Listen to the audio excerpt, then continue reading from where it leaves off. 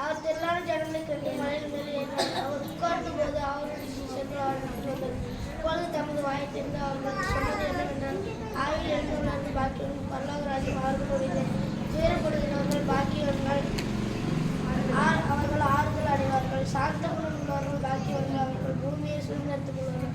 நீதியின் மேல் பசிதாகம் உள்ளவர்கள் பாக்கியவான்கள், அவர்கள் திருப்தி அடைவார்கள். இரக்கம் உள்ளவர்கள் பாக்கியவான்கள், அவர்கள் இரக்கம் பெறுவார்கள். இருதயத்தில் சுத்தம் உள்ளவர்கள் பாக்கியவான்கள், அவர்கள் தேவனை தரிசிப்பார்கள். சமாதானம் பண்ணுகிறவர்கள் பாக்கியவான்கள், அவர்கள் தேவனுடைய புத்திரர் எனப்படுவார்கள். நீதி நிமித்தம் துன்பப்படுகிறவர்கள் பாக்கியவான்கள், அவர்கள் பரலோக ராஜ்யம் அவர்களுடையது. வருவதற்கு இடம் கொடுங்கள், பரலோக ராஜ்யம் அப்படிப்பட்டவர்களுடையது. இயேசு சகேயை நோக்கி, இன்று இந்த வீட்டிற்கு ரட்சிப்பு வந்தது. நானே நல்ல மேய்ப்பன் தன் ஆடுகளுக்காக தன் ஜீவனை கொடுக்கிறார். எனக்கு ஒத்தாசை வரும் பருவங்களுக்கு நேராக என் கண்களை ஏறெடுக்கிறேன். சிறு பிள்ளைகளை உங்கள் பெற்றோர்களுக்கு கர்த்தருக்குள் கீழ்ப்படியுங்கள், இது நியாயம். என்னை நோக்கி கூப்பிடு, அப்பொழுது நான்